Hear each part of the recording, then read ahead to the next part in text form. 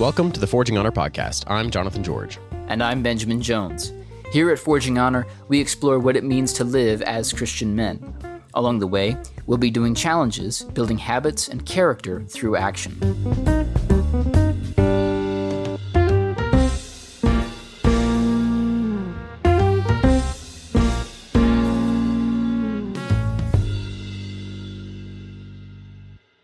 Well, welcome back to Forging Honor. It is challenge check-in time. As a reminder, challenges last for 6 weeks. That's a total of 42 days. They are simple daily tasks to grow us as young Christian men. The current challenge is to pray with an emphasis on resting in the Lord for at least 10 minutes every day. So, Banjo, how's it going for you? Doing all right. It's a solid 4 out of 7, which seems to be about kind of the average here. And that I'm trying to just count times of like prayer and rest that have exceeded, 5 to 10 minutes.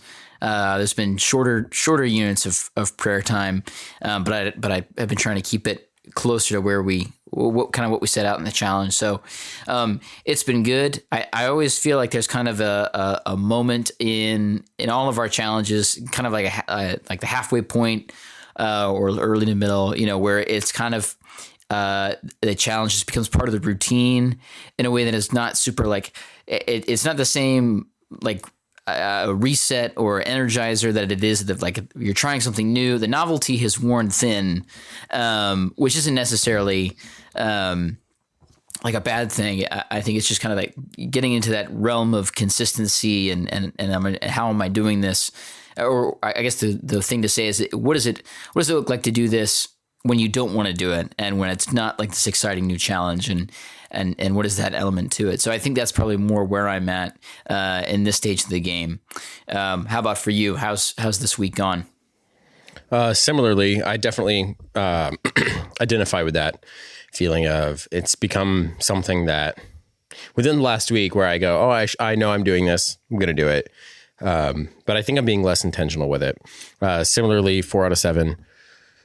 So, less intentional. That said, I think it's becoming more of a habit at this point because I am just naturally thinking, it's time for me to do that, especially on my work days. Because I've kind of worked it into my afternoon work routine, it's kind of a momentary pause in my efforts.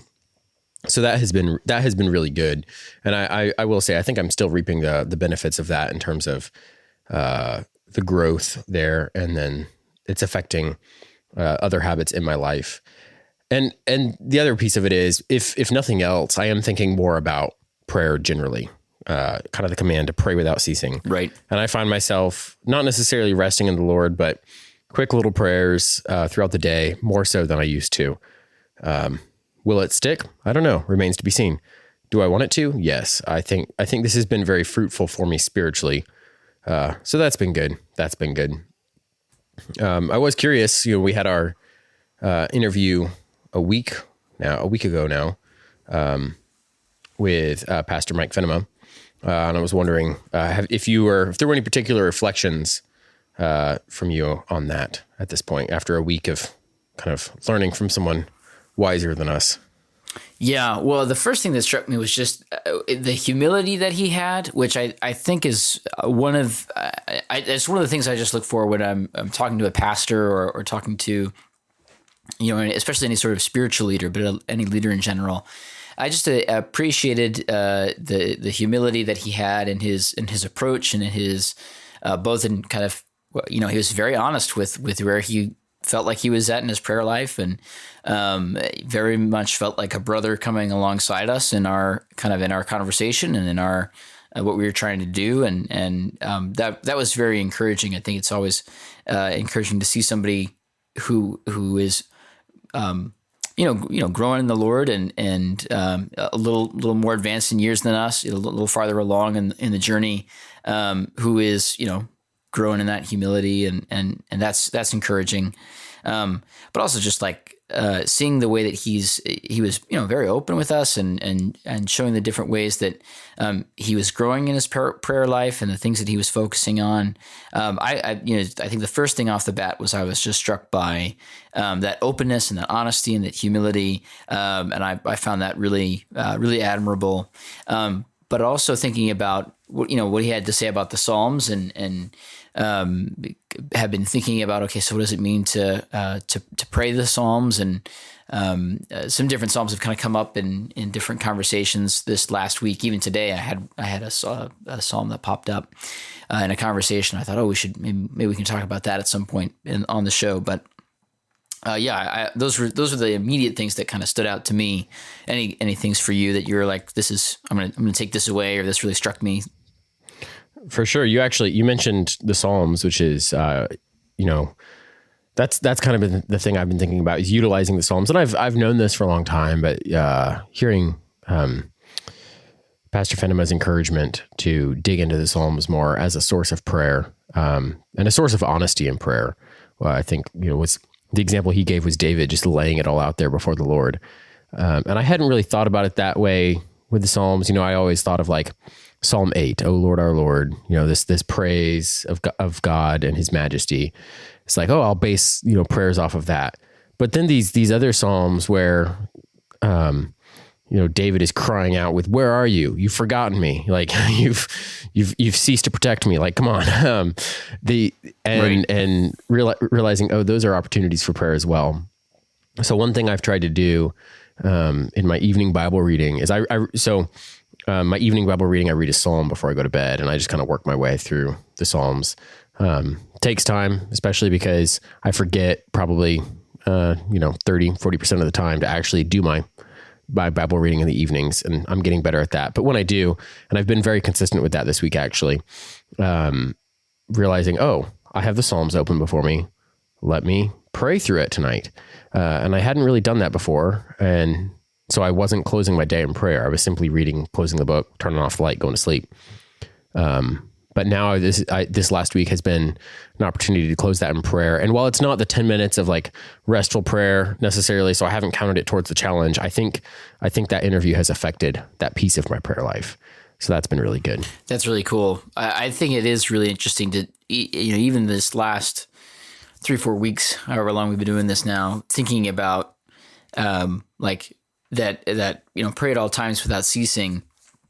What does that look like? And I think it's been easier for me in times of life where it's like, everything's going wrong, or like I remember when graduation rolled around in college, it was like, oh boy, like that, senior year, it just felt like it was, okay, I'm praying for this job. I'm praying for, the grades to pass. I'm praying for like all these things to wrap up senior year. And then you kind of like get out of that zone of need and you're like, okay, well, prayer doesn't even come up.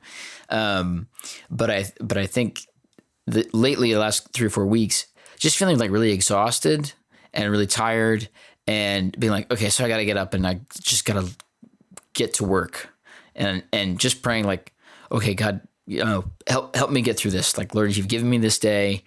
Let me honor you in it and let me be faithful in that. And that, like, there's I've noticed a shift in at least thinking. I don't think there's a change in the way that I experience the day so much, but the shift in thinking is like, instead of waking up and the first thing is just, I don't want to get up, I don't want to be here. I don't want to do this. It's just like, basically the feet hit the floor and it's like, Lord, I need help. I need help. I need help, because I can already tell, like, this is not going to be a good day, and I'm not going to make it in my own strength.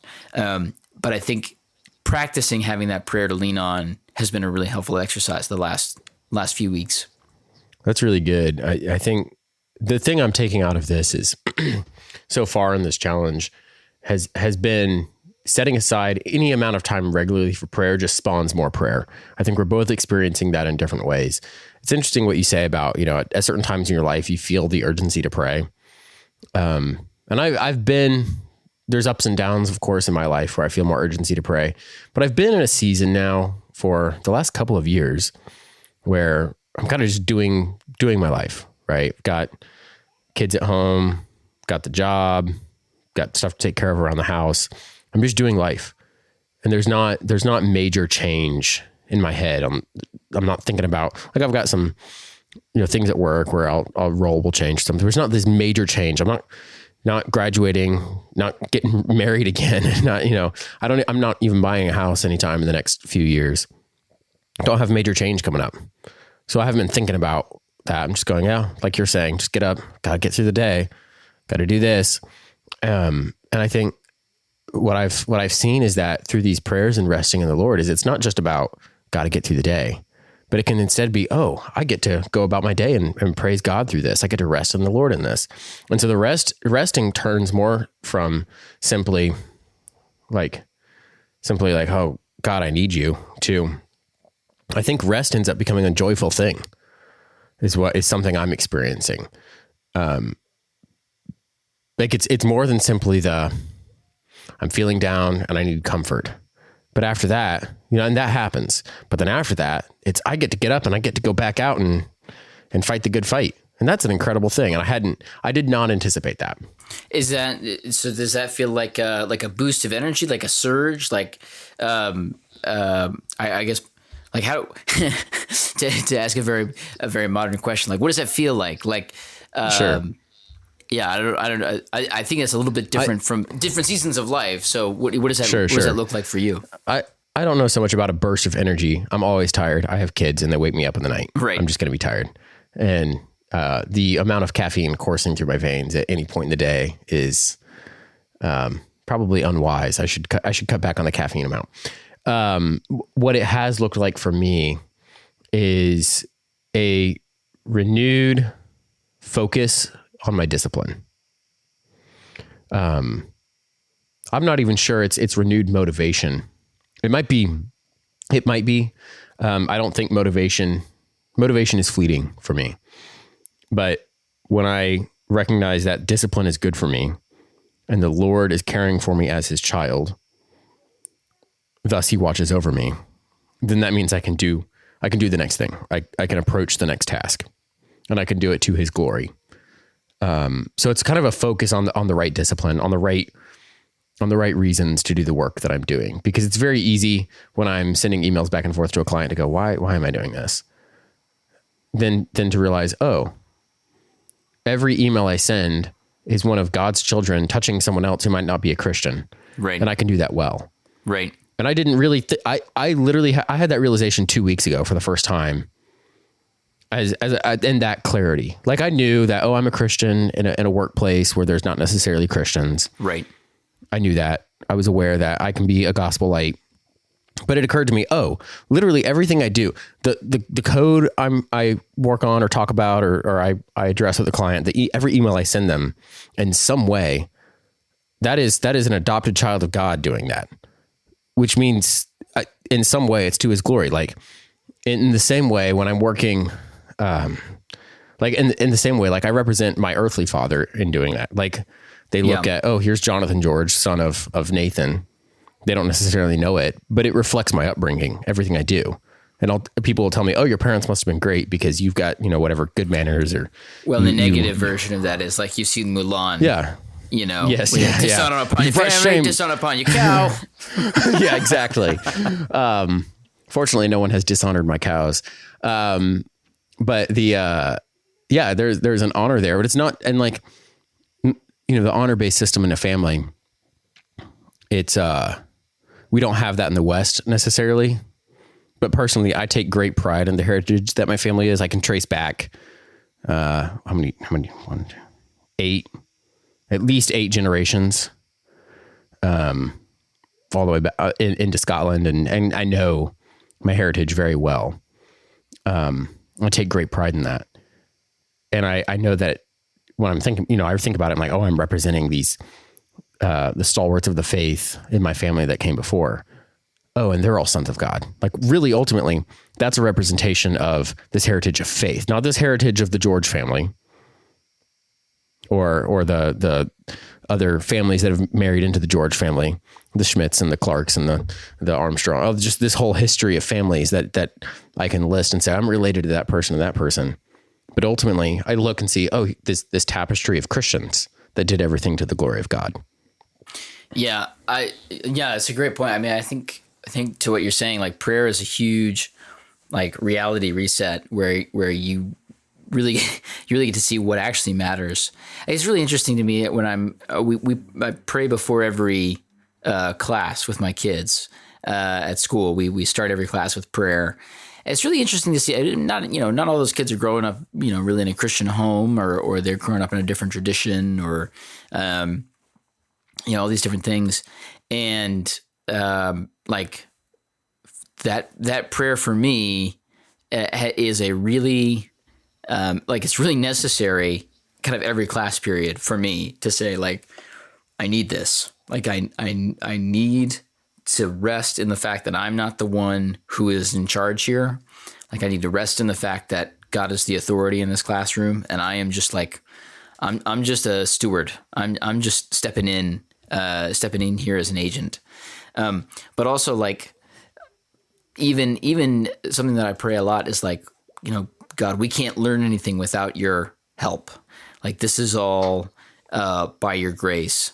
And that takes such a burden off of me to be like, okay, well, I have to make sure that this kid is getting, and I have to make sure that this kid is learning. I got to make sure that nobody's messing up, and to put that into God's hands and to say, okay, this is not my doing, but the Lord's, Lord's doing it through me, is such a break. But I always find it so interesting that I have kids who are like talking through the prayer like all the time.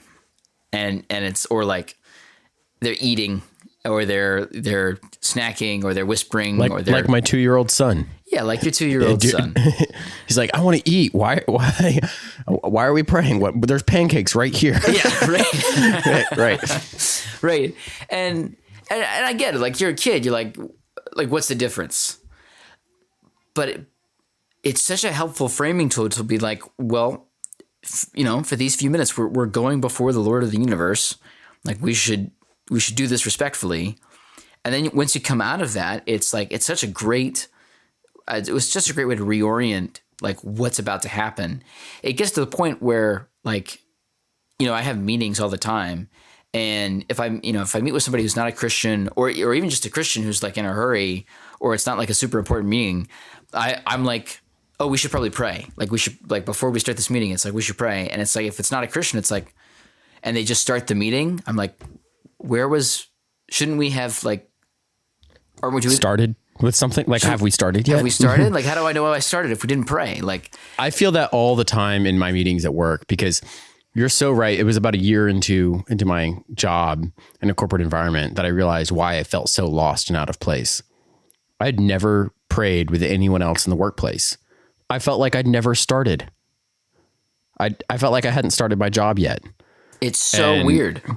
It was something I started doing, and I don't do this before every meeting, but I started trying to just pray by myself, like add it to kind of my pre-meeting routine.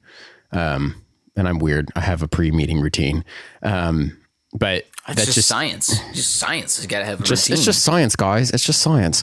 But yeah, there's, and that is something that has had impact on me and my ability to actually even focus in the meeting, which has been, I hadn't really thought about that in relation to this challenge, but I'm realizing prayer affects everything. Well, therefore, this challenge is affecting everything. Right. I took a class in high school. I think it was my sophomore year, maybe my junior year, where it was an online class with a super atheistic professor. It was a really interesting class, and as I look back, it's like it had a really big impact on me in some really positive ways, and I really appreciate what I learned there. At the same time, it was like so exhausting to go into that class and to just feel like for 2 class, maybe it's even 3 class periods every week, to be like, okay, I have got to like fight tooth and nail for the truth. Like this was like a hardcore postmodernist. Like you know the movie God's Not Dead. I've heard of it. I haven't actually seen it. I'm gonna offend like half of our listeners here, but it's a terrible movie. Well, I knew that. That's why I hadn't watched it. Yeah, it's real bad. Yeah. And I say that as a fan of movies and a fan of philosophy. And sorry, I'm just it's not necessarily because of the message, right? It's because of I think there are plenty of decent movies out there, or there are plenty of movies out there that where like the message is good. They could have done it in a better way. Yeah, it's just, I think it's a poorly made movie, to be honest. And this is going to like haunt me on the internet for years because the internet's written in pen and it's not written in ink. Or no, it's written in pen and pencil, whatever. Anyway, my point is, there's the whole premise of the movie is that, you know, this professor is like, I think we can all agree that God's dead, right? Which, first of all, is like a terrible reading of Nietzsche, and no professor would ever say that, but that's beside the point. And they always leave off the rest of the quote, but you know, yeah, but that's beside the point. Anyway, in any event, I actually did have a professor who was like, I think we can all agree that like truth is relative and that there's no such thing as an absolute truth. Wait, he actually said that? No, he did. He actually said that. And wow. I was like, I would disagree with that actually. And we had like a big debate in the class. So it was like that kind of a thing. But that was in high school. Anyway, I took that class and then I went to Grove City College, to take a dual enrollment course in the same subject in English. And, Dr. Colin Messer was there. Who is now at Covenant College. Great guy, great professor. And he said, he's like, all right, so we're gonna open our class every week with the Book of Common Prayer.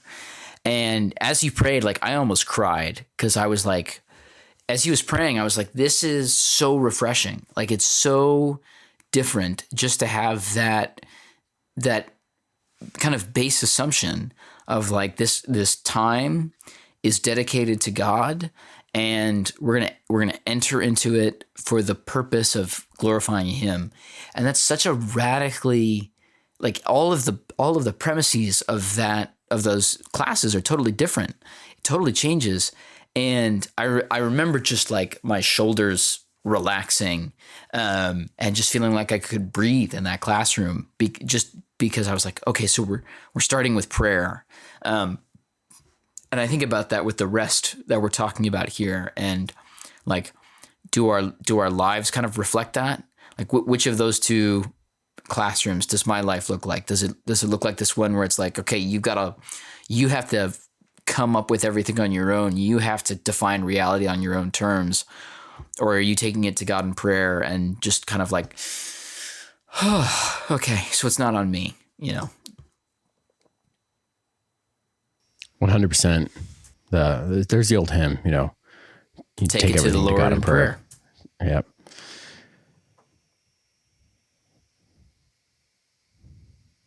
Long pause there, just thinking about that analogy of, you know, which classroom does it look like? Are you going into life in an antagonistic way? Are you going in assured of the Lord? That's worth pondering.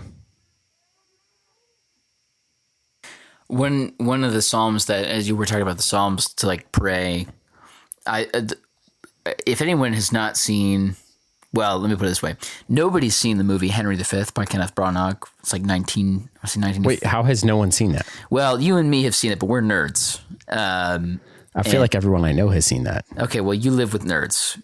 Good nerds. I'm happy for you, but I don't. People in my circles have not seen that. I'm movie. Sorry for you, Banjo. Hey, you know, there's plenty of room in Tennessee for that's another good nerd. I'm trying to, you should move here with the rest of us. I'm trying to spread the nerddom up north. That's all I'm trying to do, really. Are you that? Anyway, I love that movie. It's probably the movie that has had the biggest impact on me throughout my life. I've mentioned it many times on the show, but you know, there's a great scene in that movie after the battle where they've, spoiler alert, on a 500-year-old war, they win the Battle of Agincourt, and What? And, right. And King Henry says, let us sing Nos Nobis Ante Deum, and with this acknowledgement that God fought for us. And so there's this great, this amazing tracking shot where the camera follows this guy who starts singing Nos Nobis Ante Deum, Nos Nobis Domine. Anyway, I won't sing it. I won't bore you with the Latin. But the English translation is Psalm 115, which is not to us, O Lord, not to us, but to thy name be the glory. And as a kid, I actually, a little funny side story. The first time I watched the movie, my dad was giving a haircut because we were homeschooled. And so sometimes we would we would get two birds with one stone. We'd watch a movie for school and dad would give us a haircut at the same time. And so I was like 10 and I was getting a haircut and dad was like, well, we'll watch Henry V, which by the way is like rated R for violence. And so it's like definitely maybe not like a movie you should show a 10-year-old who's getting his haircut, can't go anywhere. But it was good. It was good for me. And when the scene happened with the singing of Nos Nobis Ante Deum, I just started bawling, just crying my eyes out for reasons I couldn't explain. My poor dad is holding the clippers and looking at this half-shorn kid. One half of his head is buzzed and the other is not. And he's like, "What's going on?" And I was like, "I don't know." And so afterwards, we finished the movie, we finished the haircut, and I was like, "What was that they were singing?" And dad was like, "Well, it was Psalm 115." And he pulls it out and we start reading it, and he starts reading the psalm out loud. I just start crying again. Wow. And I think it was because that idea of like living, like dedicating in prayer this life to God was so powerful, was so it is just a totally different life. Like the idea that you would live your whole life and say, well, like, all these people died, we won this war, but it wasn't for us, it was for God's glory, was so powerful, was so moving to me. It's even more than, not that it's more than prayer. I shouldn't say that, but it's wrapped up in there with the idea of sacrificing for something other than yourself. Right. And I feel like any scene in book or movie that captures that really well, living and dying for someone or something other than yourself, that's really powerful. The scene that always gets me is, especially in the book, but in the movie too, is the Ride of the Rohirrim. I knew you were going to say that. Lord of the Rings. I knew you were going to say that. Well, because what's beautiful about that scene for me is, of course they're not dedicating in prayer their charge. But the whole scene is painted as like this hopeless charge. Right. This hopeless battle. This is the one out of Helm's Deep, right? Or is this the one in Return of the King? This is on the fields of Pelennor in Return of the King. Okay. When I say Ride of the Rohirrim is the name of the chapter. Right. That particular. So when they actually in Helm's Deep, most of the men arrive on foot. I'll have you know, in the movie they don't come riding in and plunge into the the orcs. Yeah. Anyway, no. The only guy on a horse is Gandalf. In Helm's Deep, which that's a beautiful scene too. But you're talking about the fields of Pelennor. They're dedicating themselves.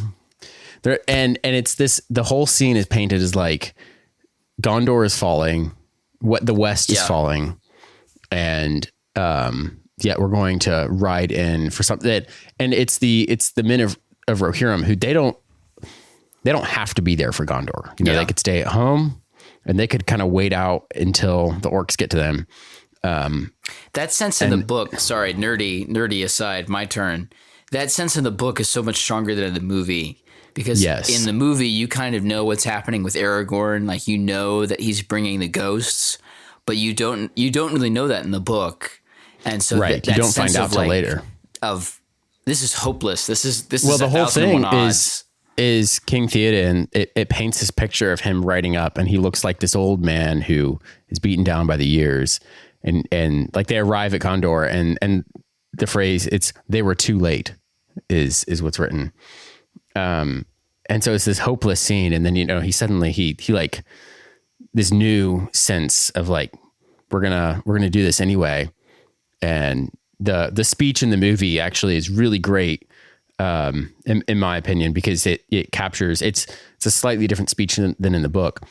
But, you know, in the movie, you know, they're chanting death, death, death as they're writing, and like they know what's coming, but they're going to go do it anyway. And like, that's a beautiful thing to me.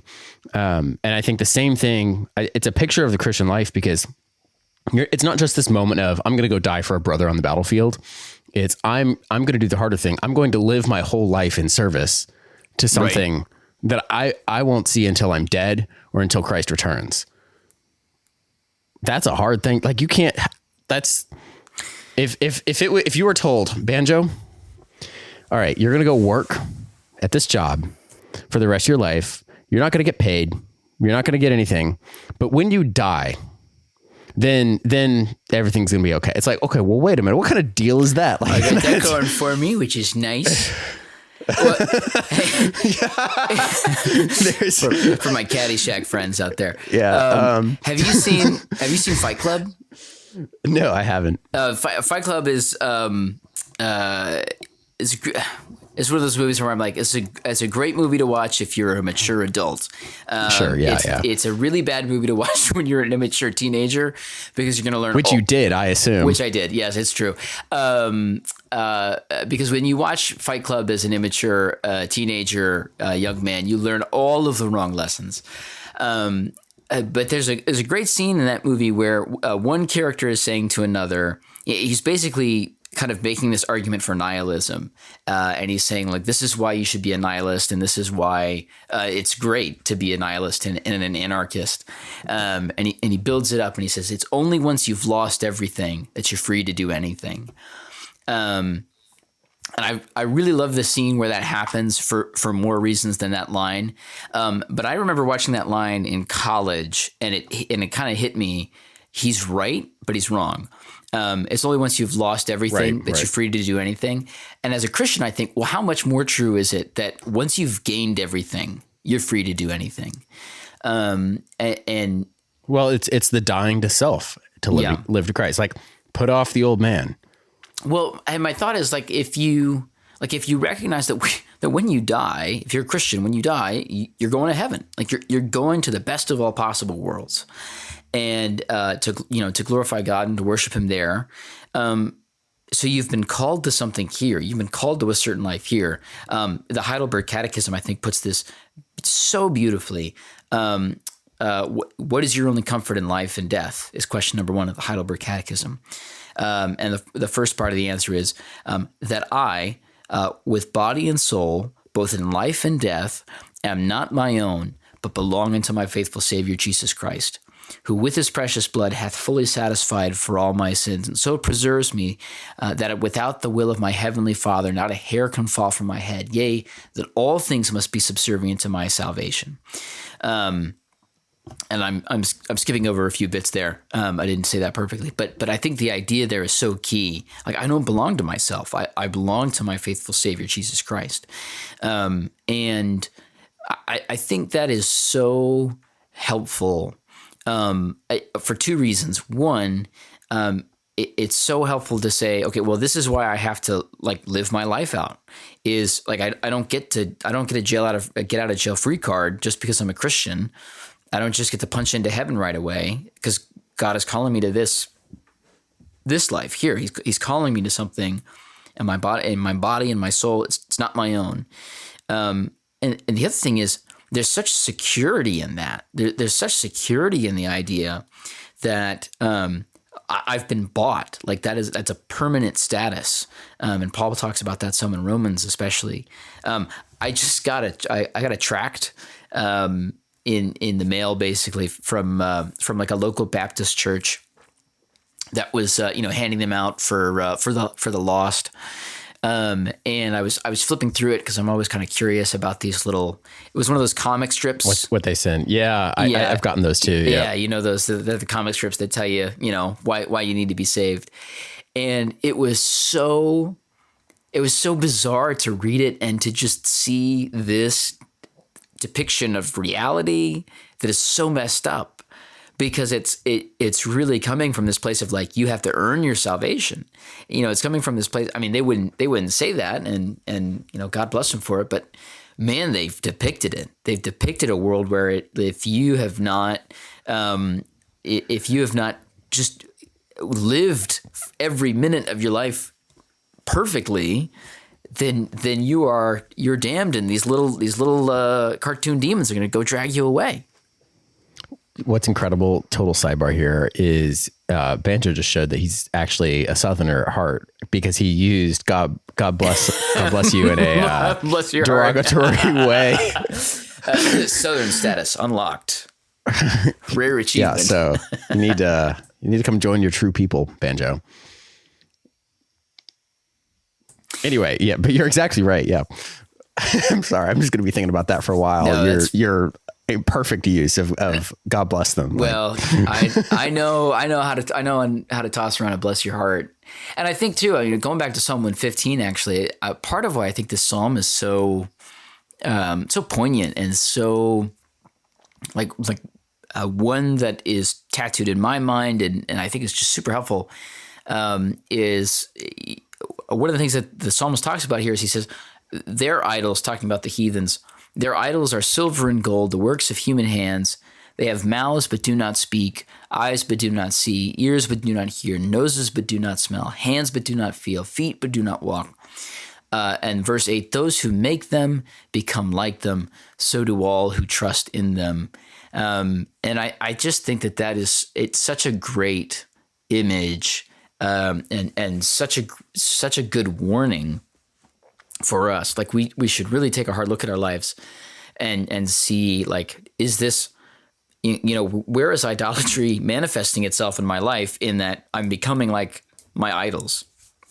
I'm becoming like these things. And then I think prayer is such a great antidote, because prayer sets up the difference. It sets up, like, this is what you should really worship.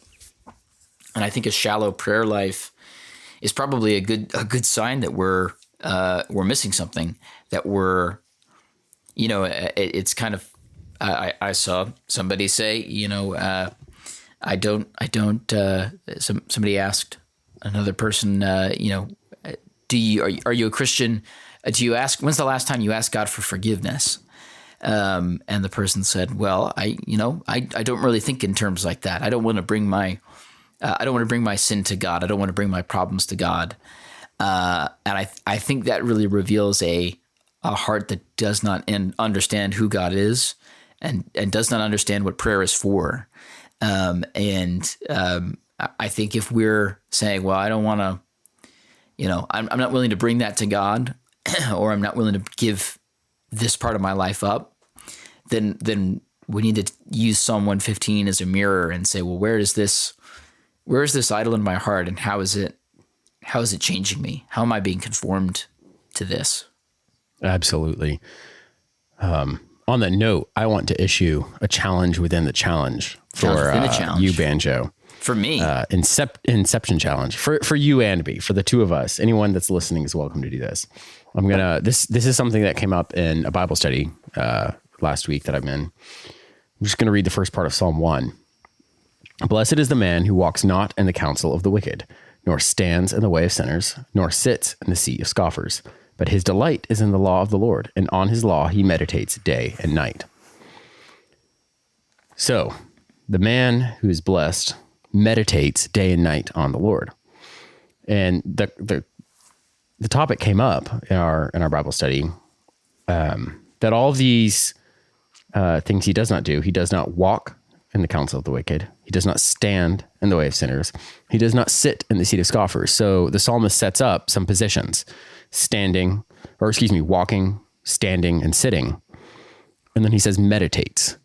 So the question is there a historical or is there a traditional way of meditating?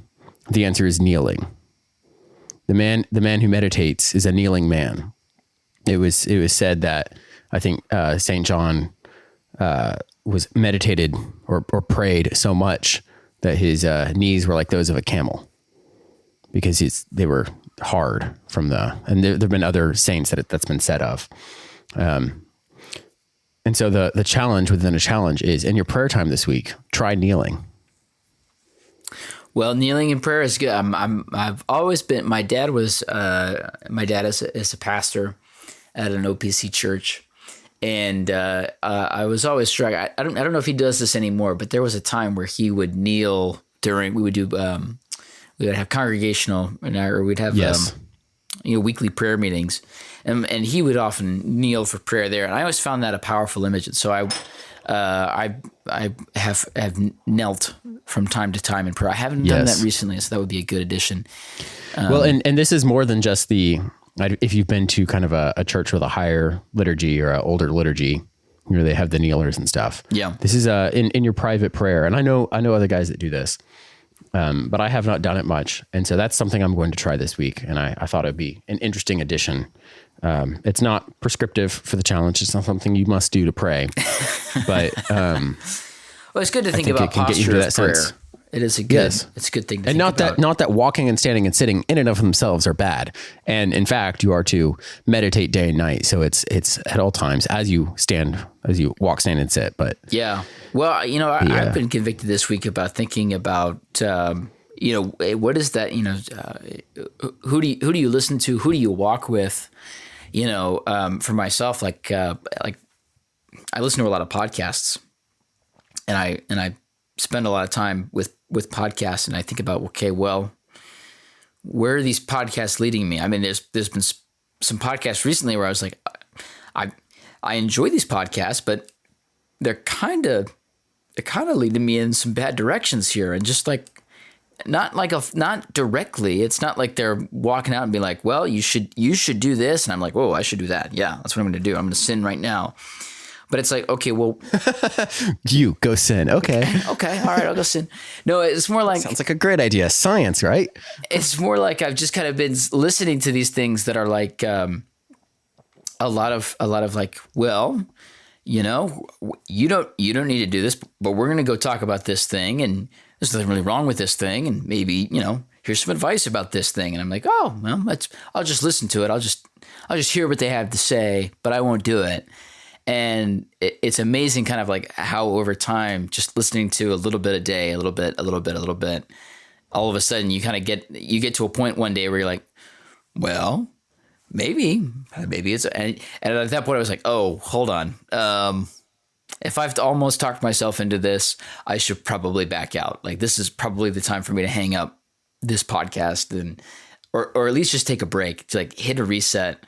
And I think prayer is helpful for that, because if we're praying like, Lord, deliver us from temptation, deliver us from the evil one, and like thy kingdom come, then that should focus our thoughts in a particular way. And I think the prayer is like, Lord, open my eyes to where I am sinning. Open my eyes to where I'm not resting in you and wanting to, in the words of Fleetwood Mac, go your own way. Well, on that excellent non-biblical quote, I think that's a good place to wrap it up for this week. I'm looking forward to another week of time in prayer. Be good.